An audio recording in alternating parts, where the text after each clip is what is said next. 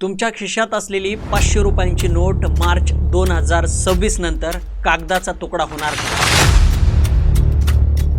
Social मीडियावर सध्या एक खळबळजनक मेसेज व्हायरल होतोय, ज्यानं सामान्य माणसाची झोप उडवली आहे। बँक 500 रुपयाच्या नोटा स्वीकारणं बंद करणार, या दाव्यात नक्की तथ्य किती की केवळ एक अफवा आहे?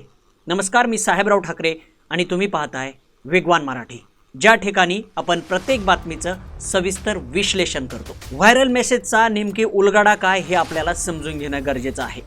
गेल्या काही दिवसापासून व्हॉट्सअप आणि फेसबुकवर एक मेसेज वाऱ्यासारखा पसरतोय। यात असा दावा केला जातोय की रिझर्व्ह बँक ऑफ इंडिया म्हणजेच RBI आता 500 रुपयाच्या नोटा चलनातून बाद करणार आहे।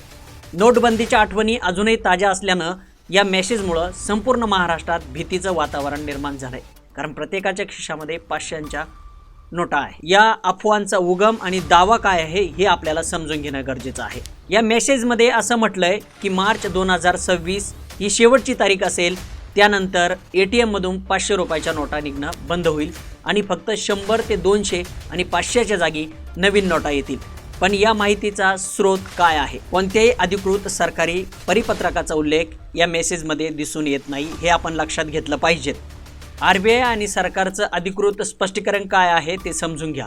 आता येऊया सर्वात महत्त्वाच्या मुद्द्यावर। केंद्र सरकारची अधिकृत संस्था PIB फॅक्ट चेक ने या मेसेजचा पर्दाफाश केलाय। सरकारनं स्पष्ट केलंय की 500 रुपयाच्या नोटा बंद करण्याचा असा कोणताही निर्णय किंवा प्रस्ताव सध्या सरकारसमोर नाही। हा मेसेज पूर्णपणे बनावट आणि दिशाभूल करणारा आहे। ATM मधील बदलाचं खरं सत्य काय हे आपण समजून घ्या। मग ही अफवा सुरू झाली कुठून? तर मित्रांनो, RBIनं बँकेंना केवळ कॅश मॅनेजमेंट सुधारण्याचे निर्देश दिले आहेत।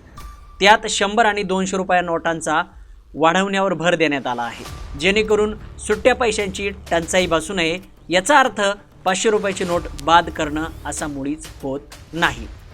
तर मित्रांनो, हे होतं 500 रुपयाच्या नोटेचं व्हायरल सत्य। तुम्हाला ही माहिती कशी वाटली आणि तुमच्यापर्यंत हा मेसेज आला होता का? आम्हाला कमेंटमध्ये नक्की सांगा। राजकीय गुन्हेगारी आणि अशाच ज्वलंत विषयांच्या विश्लेषणासाठी पाहत राहा वेगवान मराठी। चॅनलवर नवीन असाल तर चॅनलला सबस्क्राईब करा आणि व्हिडिओ जर आवडला तर लाईक करा। धन्यवाद। जय महाराष्ट्र।